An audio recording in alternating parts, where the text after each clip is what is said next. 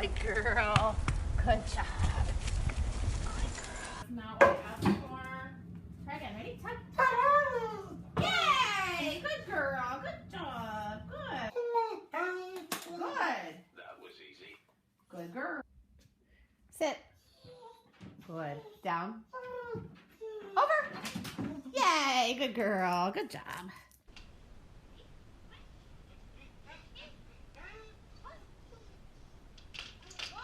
Hi, I'm Esherick, and I'm making this video as part of my Trick Dog Certification Instructor Packet. With me today is Chili, my 12-year-old PBGB, who's going to demonstrate two methods that you could use to teach a dog to shake paw. The one method, and this is probably what I would use with most dogs who had a more limited training history, which would be to take a treat in your hand and simply present the closed hand, and when, preferably just one paw, makes contact with the hand, click and release the treat. And then you could fade to just the fist, and then eventually just the hand. With Chili, I ended up taking an alternate approach to teaching this trick, which also ultimately worked pretty well. Chili has a very long reinforcement history for touching my hand with her nose when I present it. And the hand presented alone has been her cue. She doesn't have a verbal cue for that.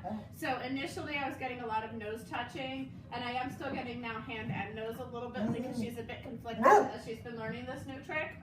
But what I did, because Chili did have a history of put your front paws on an object, was I started with one of her Fit Paws pods and reinforced paw on that a few times.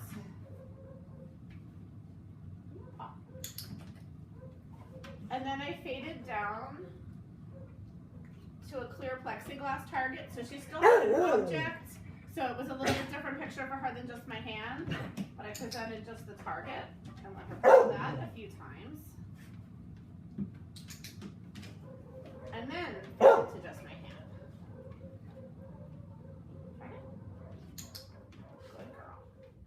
So that gives two methods that could work depending on the dog's training history for teaching give paw, one using a target and one using a lure. I think both can be pretty effective depending on the dog.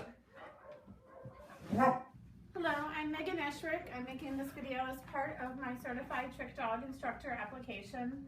With me today is Cece. She's a 5-year-old PBGB. You'll probably see her grandmother Chili on some of my other videos. Cece today is going to help me demonstrate the steps for teaching bow. This is going to be a little bit tricky with Cece because she, as a puppy, was shaped to offer a down, and it was always a fold back down, which looks a lot like a bow. To try to assuage some of the confusion, instead of using the cue bow, I'm going to say ta-da, because it doesn't sound quite so much like D-O-W-N. So with her, I am going to start with a lure. I have a clicker in one hand and a lure in the other. And I'm going to try to click the instant her elbow bends before her butt has time to hit the ground. It was a little bit late. Good girl. That's it. Good. So the butt is still slightly up. It's a little hard to see on a little dog, I know. Another thing that you could do if she really was folding back too quickly is, she's going to be wiggly about this, a hand here to try to click elbows down but still up. Good.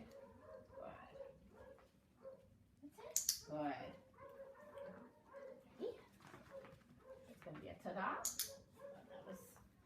The butt is still hitting the ground a little more than I'd like. I'm going to try not to block camera view. Actually, let's turn this way so I can do this without blocking the camera view. Okay, so I'm still going to lure. I'm going to use my hand on her back just to try to keep her butt up a little bit more while the elbows are still down. I think a clicker is helpful for this because I can really get the timing right. Even if her butt has hit the ground before I release the treat, I am clicking while it's still just elbows down. Ready? Ta-da! Good.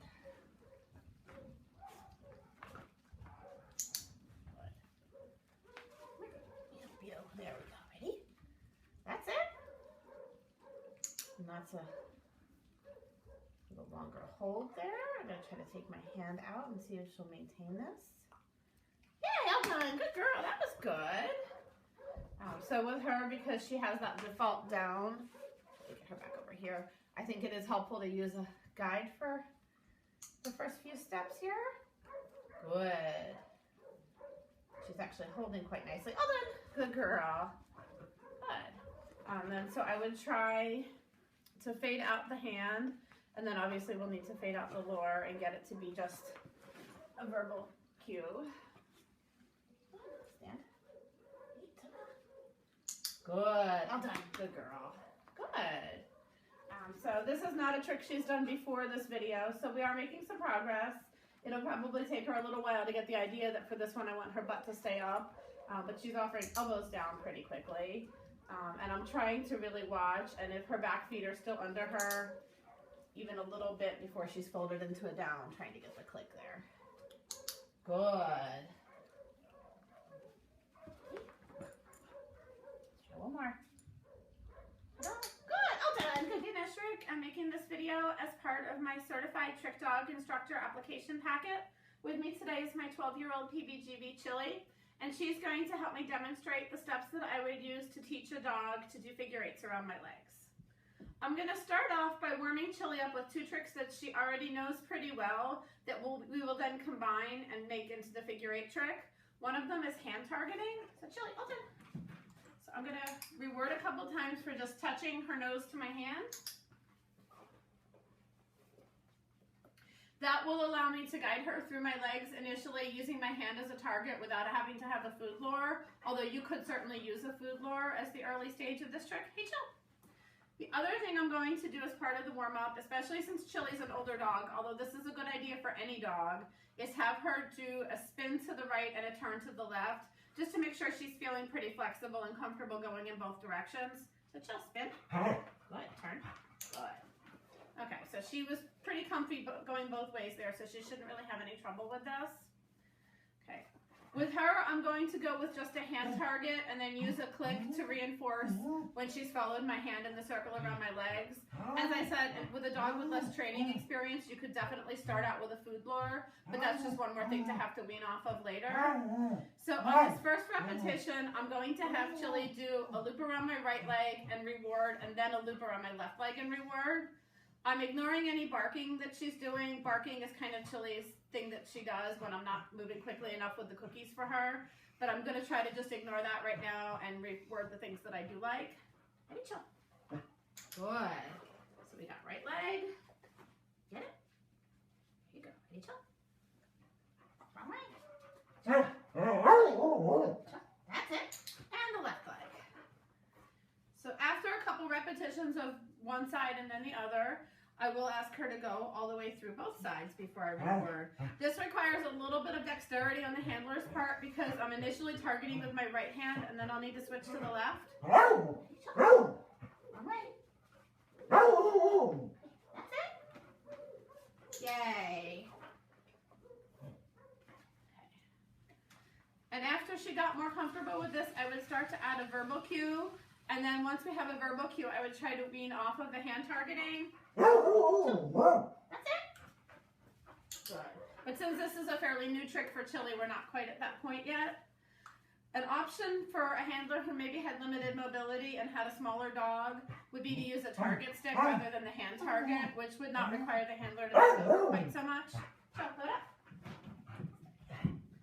But hopefully this method gives you a good start for how to teach your dog to do figure eights around your leg. Thank you. Stay. Hi, I'm Esherick, and I'm making this video as part of my Trick Dog Instructor Certification Packet. With me today is Muse, who is a 4-year-old PBGB. You've probably seen Muse's mother, Maya, on some of my other videos. But today, Muse is going to help me demonstrate the steps for teaching a dog to hold an object using a clicker. For my object today, I'm going to use a regular obedience dumbbell. Muse probably will do competition obedience at some point, but even if that wasn't the plan, I would still start with a dumbbell for most dogs because it's not very toy-like, so they're more likely to hold it cleanly, and it's easier to get a good, comfortable fit for them. I do have Muse up on the platform here. I trained service dogs for many years, so I've taught a lot of dogs to retrieve. And the one thing I learned is that you can really break your back if you're trying to lean over to teach retrieval to many dogs over the course of the day. But bringing them up on a platform also keeps them a little bit more contained so that they have fewer options as far as leaving the situation, and it's just a little easier on both dog and person, I think. I do have a leash on, but I probably won't really be using it very much today. Again, it's more just to keep her a little bit contained. If I need to do a small collar hold to keep her head still, I will, but I don't think that I'll have to do that. I'm going to focus on the hold today, which would be, I would actually teach the hold first if I was teaching a formal retrieve, and then back chain grabbing off of the ground. So for purposes of today, we won't necessarily be grabbing the dumbbell. I'm just going to focus on getting used to hold it cleanly. Easy. So I'm going to start out gently placing it in her mouth. Yep, and when she relaxes on it, I'm going to click and go ahead and reward with a treat. I'm using very tiny treats. These are actually the little Zook spikes because she'll probably be getting a lot of them over the course of a session. So again, I'm just going to gently place, and I'm going to reinforce still. Good girl, that was a good one. Initially, it might take quite a few sessions before I would actually let go of the dumbbell. Good. And sometimes teaching a chin rest, where they rest their chin on your finger just to reinforce, again, keeping the head still. The big thing in the beginning is to try to get a moment of still where the dog isn't chomping or flailing and trying to get the dumbbell to go away. She's actually doing a really nice job of holding cleanly. Okay. So again, I'm going to just gently place. Do a little bit of a chin hold. Good. That one I did let go a little bit. I'm not using a hold cue at this point. I would actually probably teach give, which is my release cue, which I could probably start pairing with the clicker. She's pretty clicker savvy, and she knows that that means the behavior is done and you're getting a treat. So I know that when I click with her, she's going to spit it out. Oh, my bad. And that was a click by accident, so I'm going to go ahead and pay her. Sit. Good girl. Good. Good. Good girl. Good job. Okay, sit. Good. Good. Okay, good. Okay. Okay, sit. Good. So again, when this got a little bit cleaner, good. That was actually really good to be able to let go. Sometimes it can take a pretty long time to get up to that step. To teach the retrieve, I would eventually start alternating, sometimes clicking as soon as the dumbbell is in her mouth to encourage a grab, and sometimes having a little bit more of a hold. But since the focus of this video is the hold, I'm just going to focus on getting a little bit more duration. And I would add duration in very small amounts, like seconds at a time. Ready? Hold. Yeah, that was really good. Good girl. And at this point, I'm pretty confident that she will hold it once I place it in her mouth, so I will start adding a hold cue. Yeah, good girl. Good job. Just a couple pointers for a dog that isn't as willing to put the dumbbell in their mouth as Muse is. I'm not a fan of forcing dogs or prying their mouths open. A lot of dogs, though, if you just gently tickle their gums, will open their mouth, and that gives you the chance to get the dumbbell in those first couple times. Typically with a dog that's really into food like she is, just the fact that the dumbbell means food becomes an association pretty quickly, and then they do start opening up willingly.